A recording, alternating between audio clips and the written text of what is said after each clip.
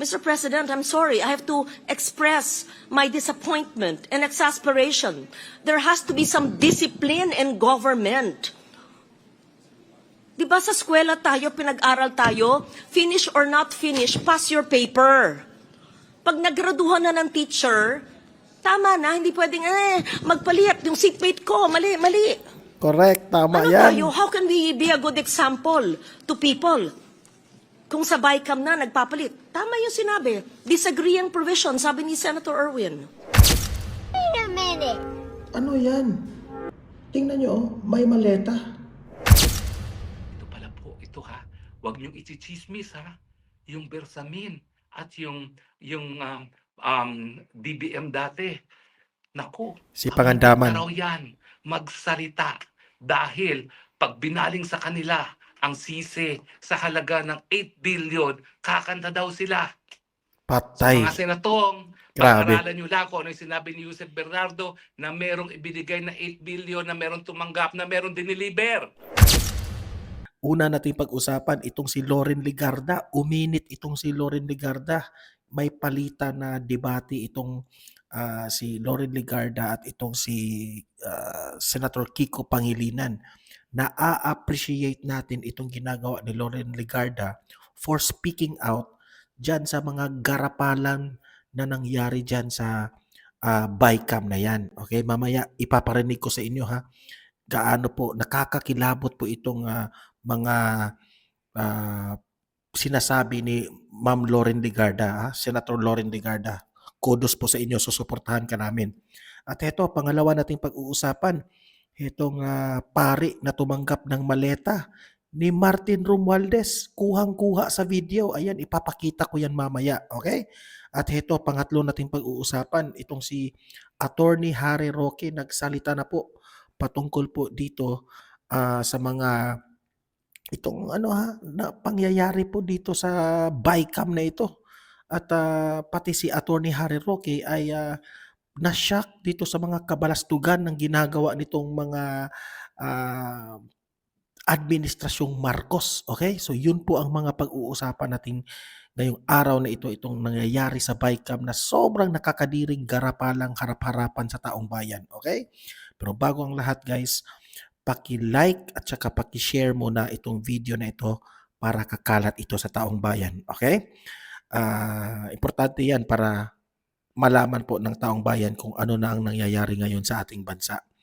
At sa mga first time lang dito sa aking channel sa Don Mart TV, kung bago ka pa lang dito, mag-subscribe ka na po. At libre lang po ang mag-subscribe. Walang bayad yan ha. Pindutin nyo lang yung subscribe button at updated ka na sa ating mga balita. Okay? So without further ado, ito, unahin muna natin itong Kiko Pangilinan at itong si Senator Legarda. Okay, may konti pong umiinit na debate patungkol po dito sa dalawa. Okay, ito yung una nating pakikinggan. Bakit uminit itong debate ni Legarda at itong si Senator Pangilinan. Okay, so magre-react po tayo dito. Anong nangyari dito? Play. From Congressman Rufus. Second. Duly seconded. The proposal is deemed approved. Thank you, Mr. President. Turkey ko. Well, it was already raised earlier that there were several requests. I would just want to place this on record that after we approved the budget of the Department of Agriculture that evening, December 15. When did we approve the DA budget? December 13. The BICAM approved the DA budget on December 15. The DA secretary wrote to the chairperson submitting a list of farm-to-market road projects with coordinates amounting to the same amount that we approved, 33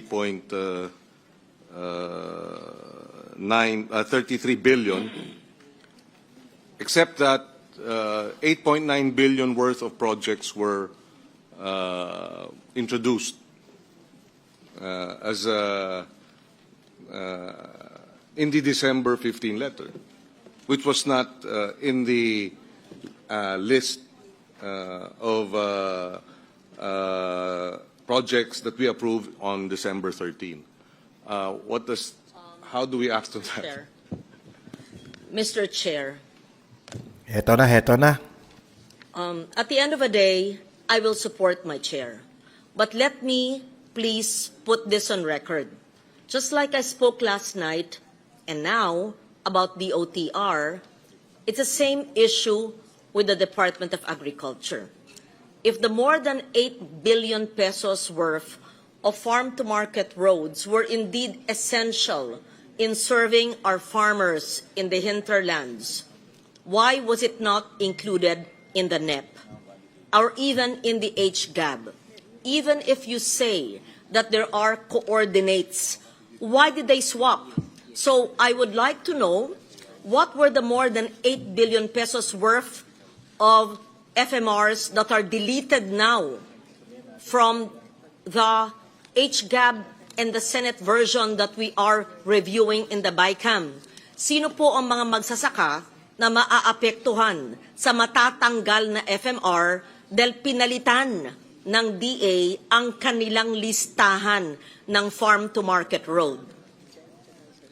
I don't understand.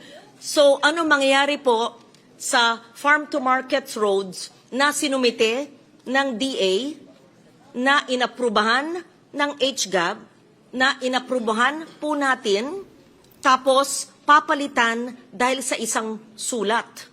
So, I would just like to make it clear that these are not Senate-introduced FMRs. We did not introduce or submit a list to the Secretary, just to be fair, okay? Insofar the Senate is concerned, we understand and support the House amendments for farm-to-market roads in specific rural districts, and that is both needed, and as long as there are coordinates and not just a lump sum, that is supported. But suddenly there's a change. And as I said, I spoke to Secretary Laurel on Sunday morning because I was confused with the 16B NEP and the another 16B HGAB. And he said, I don't know if I should say it here. Okay, he said something. I will tell you later. Then I'm surprised that he's sending another letter now for another 8 billion. So I would like to know, I have to be enlightened, Mr. Chair. Why is there suddenly, within 3 days of that conversation, there's a change of heart or a change of mind of farm-to-market roads worth 8 billion? Ano po ang mangyayari sa tinanggal niyang 8 billion? At anong nangyari sa ating kanayunan na kailangan bigla ng 8 billion na ito? So may switching. May switching, may swap. So yung tinanggal po Diyan na magsimula ang mga insertions. Diyan na magsimula ang kanilang mga modus. Magaling ka, Loren Legarda. Buti talagang pinalagan mo yan. 8 billion, malay ko kung saan yun, saan po ilalagay? Sa NEP ng 2027? Ito pong bagong 8 billion, saan po nanggaling yan? Ano mga distrito, probinsya, bundok, kanayunan, saan? Please enlighten this representation. I'm not trying to interpolate my colleague because I did not receive the letter. I just want to understand, please. Again, if we will make this a habit, then every agency will change internal realization. Oh, pareho naman ng level eh. Papalitan na namin ng laman. Ano tayo, halo-halong kalamay? Ang BICAM, nangyayari ba sa akin noon? Ay, hindi ako tatanggap ng ganyan. Last minute? Di. Naku po. Tama yan, Loren. So, maybe you can, what is that agricultural emergency that the DA will have to change 8 billion worth of FMRs? I want to know and understand. I'm not angry at the vice chair or the chair of Agri. I'm just passionate when there's something I do not understand and I need to comprehend it, Mr. Chair. In the end, I will support my chair. If I may place on record, this request has not been acted on. So we continue to, well, at least for the Senate, we are standing by the previous list that we approved on December 13. Now, if unless there are members of the bicameral conference committee who disagree, I think we should stick with the December 13. Sa background, nagyayaw-yaw itong si Loren Legarda sa background. O, pakinggan niyo, pakinggan.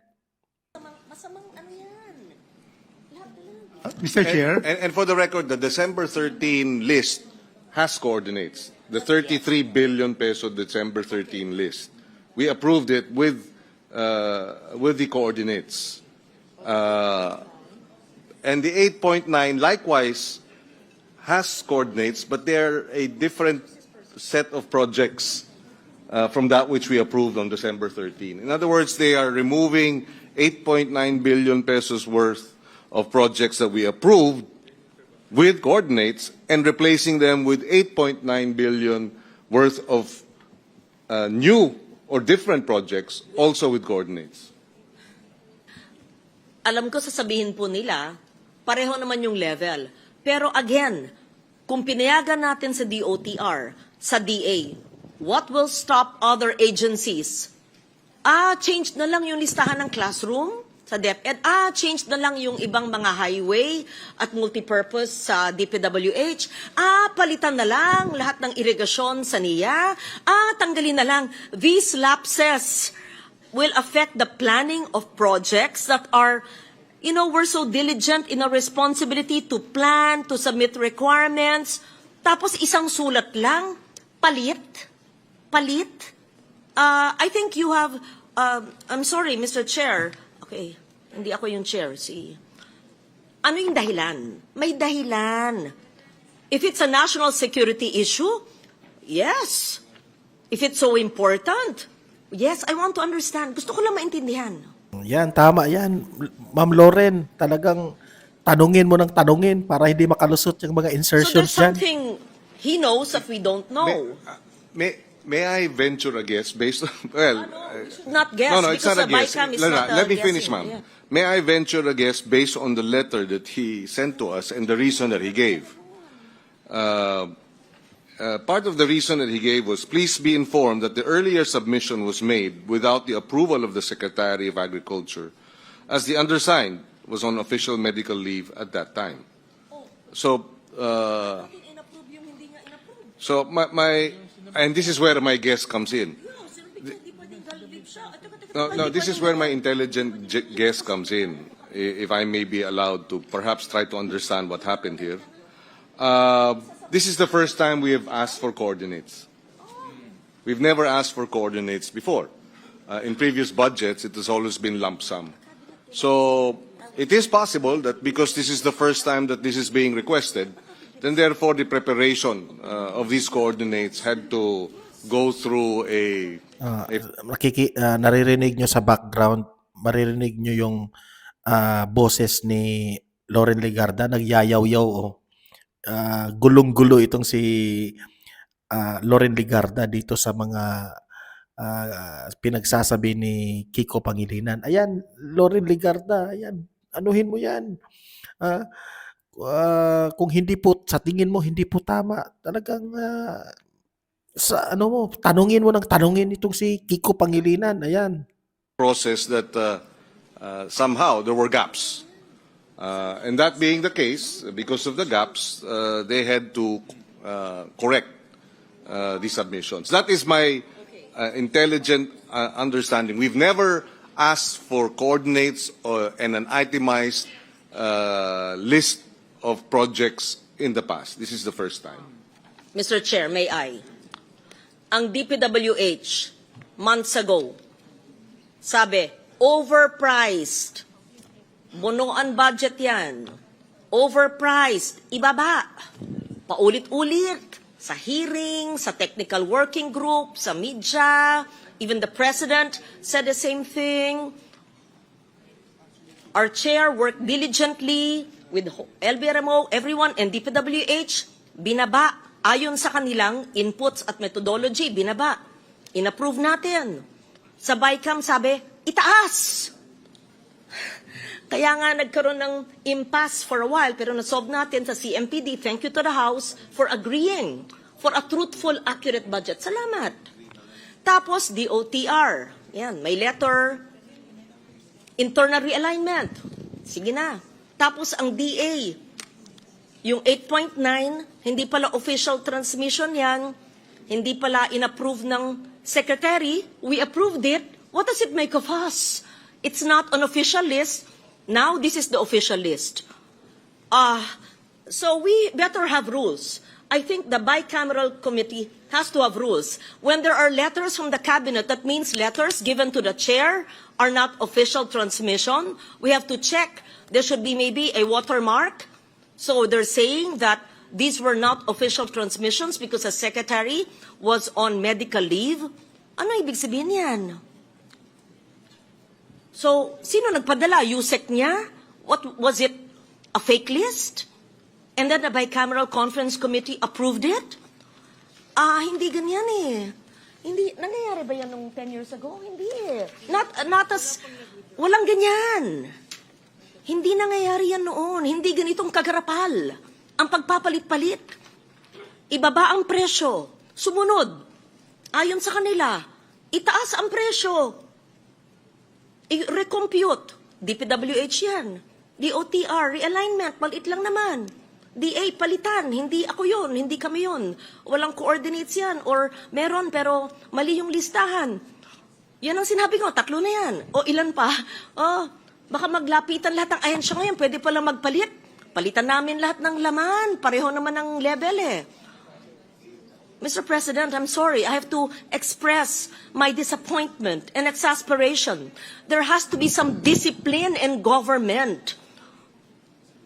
Diba sa eskwela tayo, pinag-aral tayo, finish or not finish, pass your paper. Pag nagraduhan na ng teacher, tama na, hindi pwedeng, magpalit, yung seatmate ko, mali. Correct, tama Ano yan. tayo? How can we be a good example to people? Kung sa BICAM na, nagpapalit. Tama yung sinabi. Disagreeing provision, sabi ni Senator Erwin. Yan, no? Na-appreciate natin itong si Loren Legarda for speaking out sa kanyang nararamdaman dyan, sa mga garapalan dyan sa BICAM. Okay? So, grabe guys. Ganyan pala dyan sa BICAM na yan. Kung hindi talaga nag-speak out itong si Loren Legarda, ikawawa yung taong bayan. Di ba? Okay, so ayan. Heto, ang susunod nating pag-uusapan. Talagang magugulat ka dito sa video na ito. Sa loob ng simbahan, may nakita na binigay na maleta galing kay Martin Romualdez. Grabe, nakakashock naman ito. Ito, pati tingnan nyo. Ano yan? Ayan. Wait a minute. Ano yan? Tingnan nyo, may maleta. Ayan si Martin Romualdez, kasama yung pari, pumunta sila sa altar, tapos ayan, may dala-dalang maleta. Ano yan, Father? Di ba? Kilala naman natin na ito, kasama ito ni Zaldico. Tapos, anong sabi ni Zaldico? Kasabwat itong si Martin Romualdez sa pagnanakaw. Yan ang sabi ni Zaldico. Tapos ngayon, si Father, tumatanggap ng maleta. Kaya pala, tahimik ang simbahan ngayon. Diba? Ayan booking kayo dito. Ayan, panoorin nyo pa. Grabe.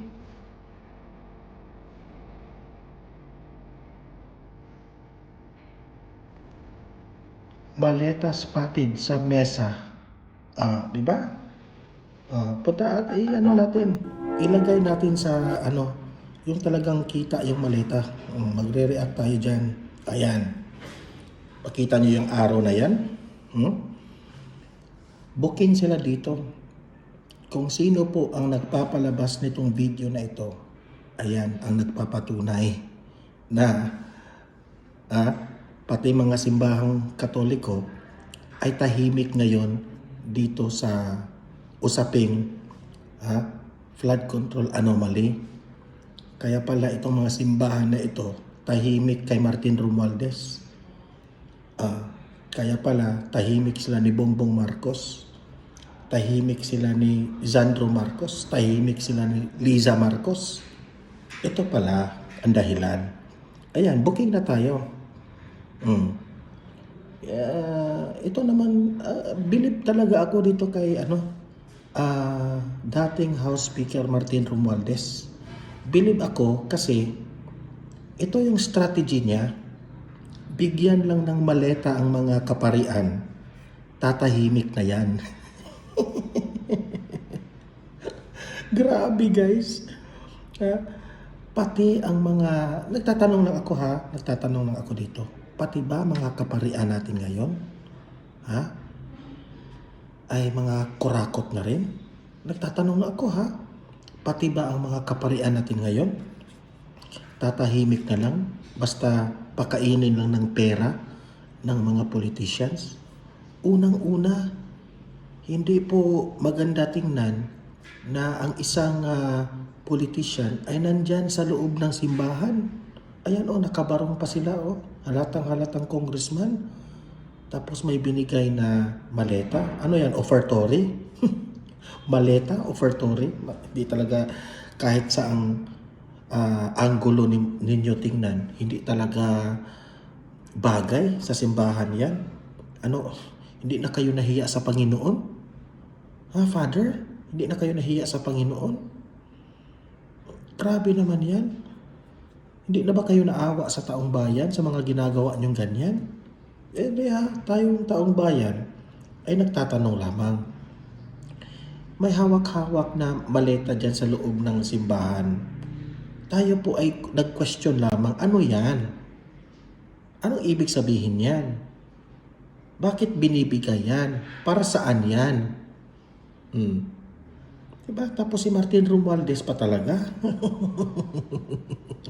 Wow! Diba? Saan galing yung pera na yan? Yan ang tanong. Buti kung sariling pera yan ni Martin Romualdez. Kung hindi lang at tayo lang po ay analysis natin, theory lang natin ito What if ang nasa loob niyang maleta na yan, pera yan. Tapos, yung pera na yan ay galing sa pera ng taong bayan. Di ba masakit sa atin? Di ba? Para Para magpasipsip sa simbahan? Para tumahimik ang simbahan? Kaya itong mga madre na ito, itong mga kaparian na ito, hindi sila lumalabas doon sa mga rally. Nagtataka ka, bakit ang isinisigaw doon, VP Sara resign? Nagtataka ka, bakit galit sila kay VP Sara? At hindi sila galit dito kay Martin Romualdez, Zaldico, Liza Marcos at ni Bongbong Marcos. Di ba? Grabe. Hindi ko na talaga matake itong mga buwaya na ito. Wala na talaga sa hulog, no? Di ba? Anong sinabi ko sa inyo?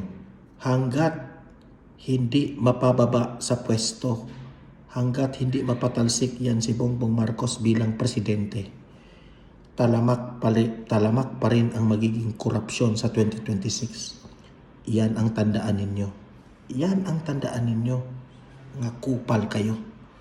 Tapos kayong mga loyalista, halik sa puwet ni BBM, bulag-bulaga na kayo. Kayo ang dahilan na ang bansa na ito ay talagang maghihirap. Wala na kayong ginawa kundi nagpagbulag-bulagan kayo sa mga ginagawa ng administrasyong ito. Tingnan lang natin sa 2028 babawi ang mga Duterte sa 2028. Tingnan nyo. Itong susunod nating pag-uusapan, pakinggan naman natin ngayon itong si Attorney Harry Roque. May natuklasang magic dyan sa bycam ng mga sinatong at dito mga congressman. Ayan, dito sa vlog ni Attorney Harry Roque ay i-explain niya bakit may magic na naman dyan sa BICAM? Ito, panoorin natin itong si Attorney Harry Roque at tayo po'y magre-react. Play. Magandang umaga po. Magandang araw pala sa inyo dahil gabi na dyan sa Pilipinas. Umaga pa rin sa amin dito sa Europa. At maraming salamat po at patuloy pa rin ang pagtangkilik nyo dito sa ating Spokes Hour. Well, alam naman natin ngayon na ang nangyayari ngayon sa Pilipinas ay nakatutok na naman sa pantaunang budget ng 2026. At siyempre, lahat tayo ay talagang minamatyagan at binabantayan yung 2026 budget na yan. Ang problema, talaga namang hindi natin maintindihan yung mga budget na yan at na-perfect na ng mga senatong at ng mga congressman ang magic sa magic, no? Magic sa budget. Well, unang-una, alam na natin na 'Di ba?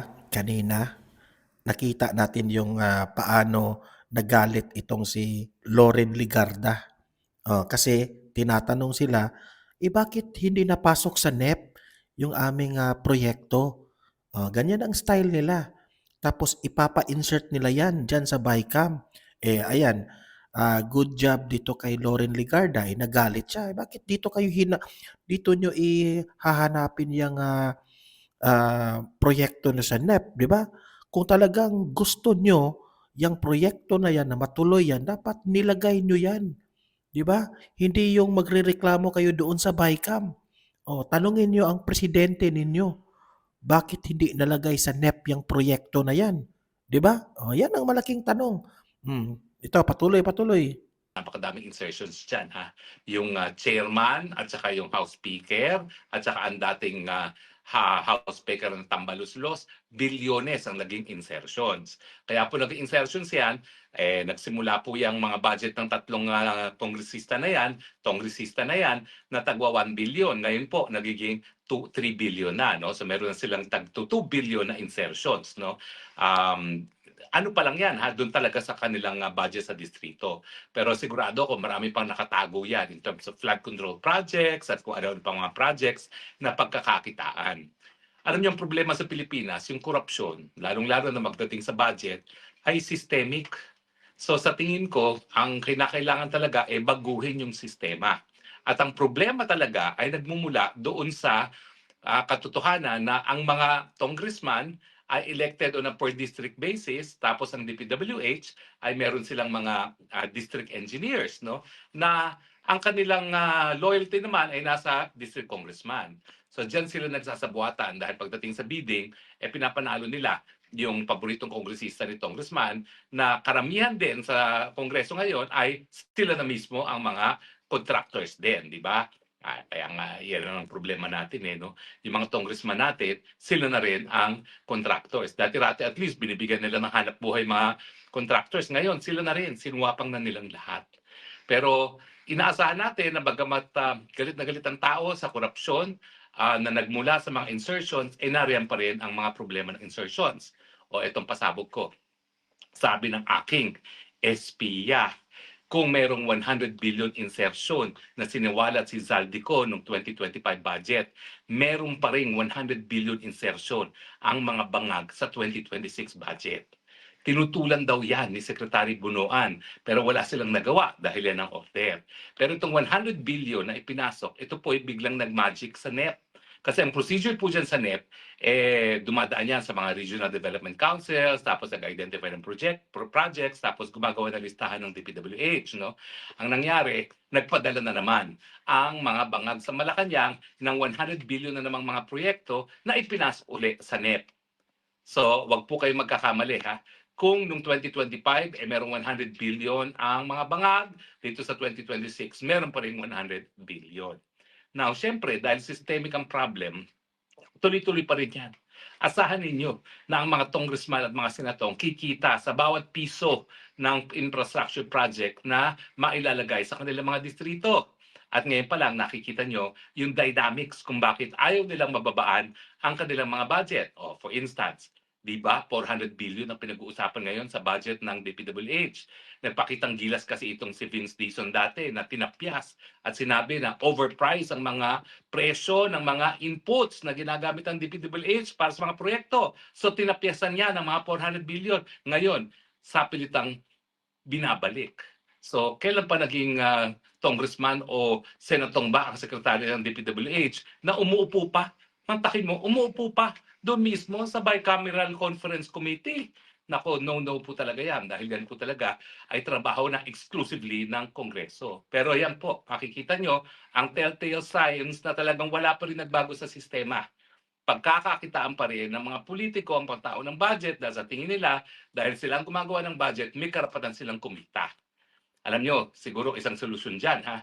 Gayahin natin yung sistema dito sa Netherlands. Sa Netherlands kasi, ang mga miyembro ng parliament, hindi sila elected on a per district basis. Elected sila on the basis of the parties. So ang iboboto mo, yung plataforma ng partido. Wala silang mga distrito. So kung sino yung pinakamaraming boto na nakuha, pinakamarami silang upuan sa parliament, no? At sila ang magbubuo ng gobyerno. So pag-aralan po natin yan.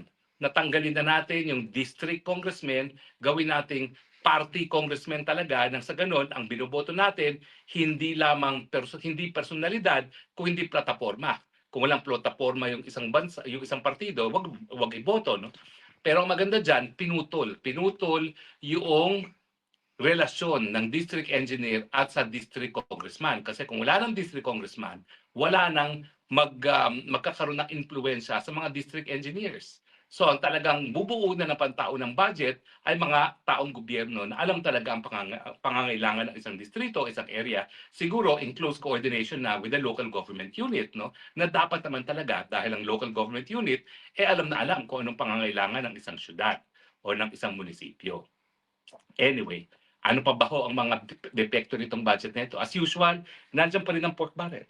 O si Ping Lacson, sinabi na may pork barrel pa rin yan at siya ay hindi pipirma. At yung ilang mga kongresista hindi pa rin pumirma dahil nga sa mga pork barrel. Yung pork barrel, huwag niyo pong kakalimutan ha, lahat ng pondo sa isang distrito, pagkakakitaan yan. So actually, misnomer o hindi totoo na ang pork barrel, yung pinagkakakitaan lamang, ay yung tinatawag ng pork barrel. Hindi po. Lahat ng pondo na napupunta sa distrito ay pinagkakakitaan. Pero bukod pa dyan, may mga dagdag. Saan nanggagaling mga dagdag? Sa mga lump sum. Kasi sabi ng budget, wala ngang dapat pagbubuwis na walang representasyon. So dapat lahat ng item na pagkagastusan is specified. Pero dito sa budget nito, ang dami pa rin lump sum na magiging kontrolado yan ng presidente o di naman kaya ng speaker. Ano yung mga yan? No? Yan po yung unprogrammed funds. Yan ang pinagmumulan talaga ng mga problema. Kasi ang unprogrammed funds, i-release lang yan kung may pirma ng presidente. So yung unprogrammed funds, sigurado ako, yan ang gagamitin para sa impeachment na naman ni Inday Sara Duterte. Yung mga pipirma ng impeachment, bibigyan ng pondo galing dyan sa unprogrammed funds, yung hindi po purma, ala.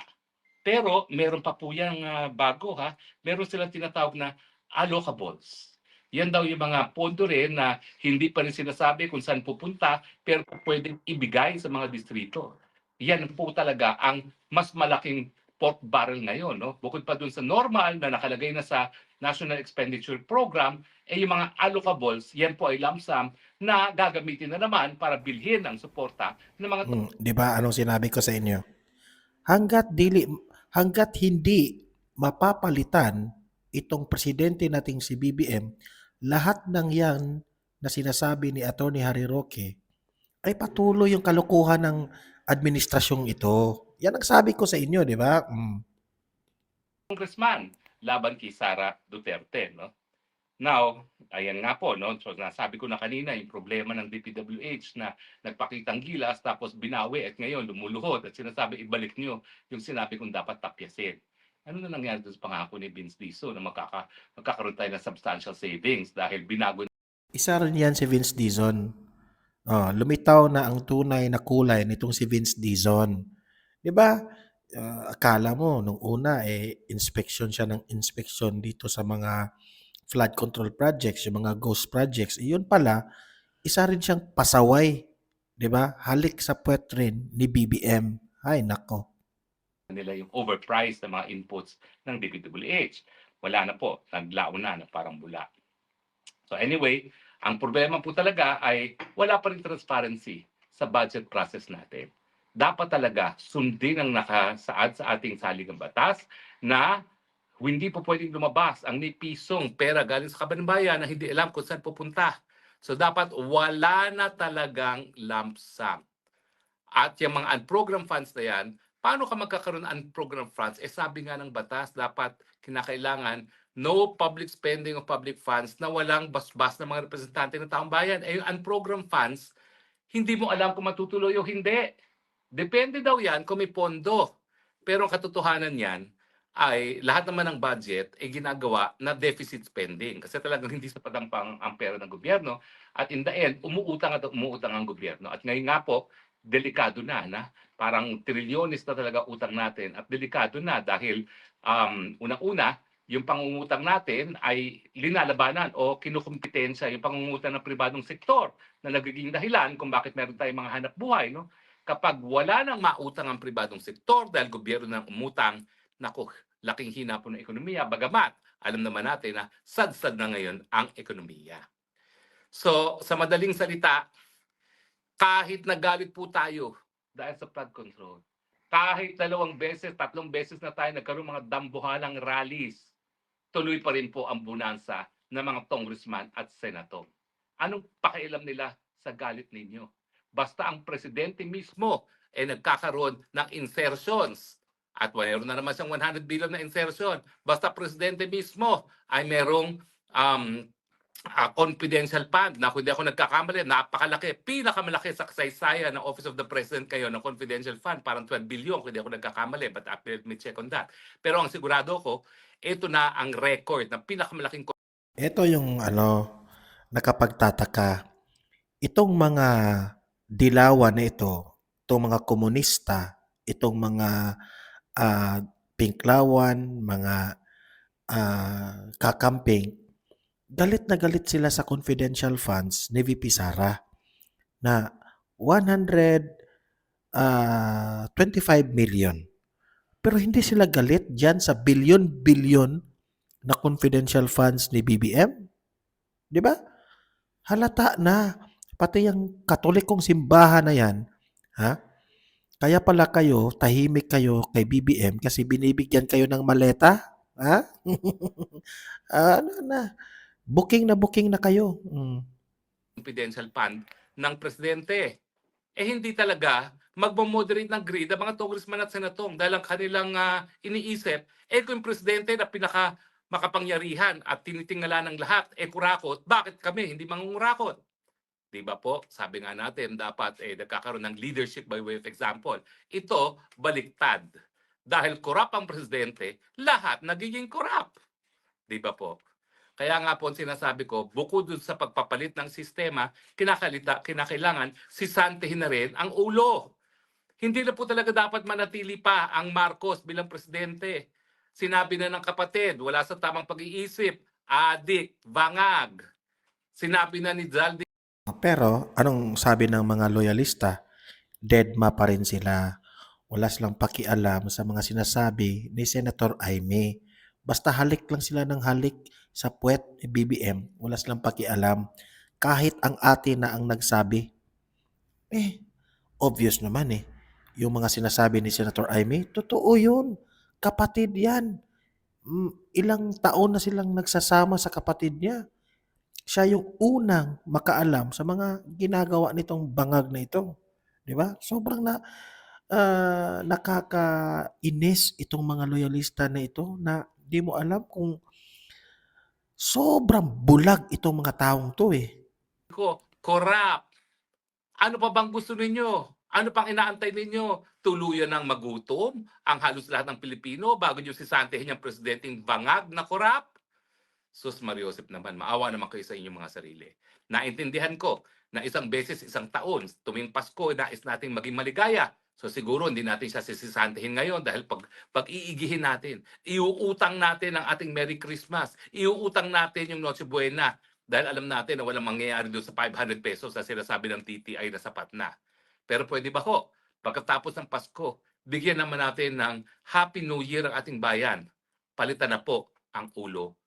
Palitan na ang bangag, palitan na ang kurap. Iupo na po natin ang ating ipinili na kapalit ng presidente pag hindi na talaga kaya ng presidenteng mamuno at yan po ay walang iba kundi si VP Sara Duterte. Tama ba ho ako o mali? O, yung mga loyalista, paano nyo ngayon i-deny na bangag yan? Kapatid na nagsabi. Paano niya may didinay na korap yan? Nandyan na. May tumayo ng testigo si Zaldico na talagang napakalapit mismo kay Presidente at kay Tambaluslos. Hindi nga ako magtataka kung darating ang araw na baka pati itong si Tambaluslos magsalita laban kay Presidente. Hindi niyo ba napapansin? Ang tahimik na ngayon ni Tambaluslos. Ngayon nga, hindi pa siya kinakasuhan. Siguro yan ang kanilang deal. Pero hanggang kailan nahahabulin ng Zaldico na hindi hahabulin ng Martin Romualdez? Hindi pa pwede. Batman and Robin yan eh. So kung habulin mo isa, dapat habulin mo yung isa rin. At kapag nahabol na nga itong Tambaluslos, asahan ninyo, kakanta at kakanta rin niya. O nga pala po ha, sabi ng aking informante, ito pala po, ito ha, huwag niyong ichichismis ha, yung Bersamin at yung DBM dati. Naku, Si Pangandaman. araw yan, magsalita dahil pag binaling sa kanila ang sisi sa halaga ng 8 billion, kakanta daw sila. Patay. Mga senatong, Grabe. pag-aralan nyo lang kung ano yung sinabi ni Yusef Bernardo na merong ibinigay na 8 billion, na merong tumanggap, na merong diniliber. Grabe. Tutukan nyo yan. At yan ay tututok muli sa Malacanang. Pag-usapan natin yan sa susunod na Spokes Hour. Meanwhile, Ayan ha. So narinig niyo yung sinabi ni Attorney Harry Roque ha, na yan si Bersamin na yan at yan si Pangandaman na yan. Ha? Inanalyze na yan ni Attorney Harry Roque na one of these days, ha, magwi-whistleblowing yan. Magsasabi rin yan ng totoo. Good luck ng Administrasyong Marcos. Okay? So kayong mga nanonood dito ngayon sa vlog na ito, naniniwala ba kayo ha, na itong administrasyon na ito ay talagang talamak itong mga kabalastugan na ginagawa? I-comment nyo ha. Kung kayo po isang ayon kay Attorney Harry Roque, mag-comment po kayo sa comment section. Babasahin natin yan sa comment section. Okay? Paki-like, paki-share itong video na ito para kakalat ito sa taong bayan at marami po ang makaalam sa mga nangyayari ngayon sa ating bansa. At sa mga first time lang dito sa Donmar TV ha, mag-subscribe na po kayo para lagi kayong updated sa ating mga balita. Libre lang po ang mag-subscribe. Walang bayad yan ha. Pindutin nyo lang yung subscribe button. So, see you in my next video. Have a great day. Have a great night. God bless po sa ating lahat. Mabuhay ang Pilipinas and God save the Philippines. Bye-bye.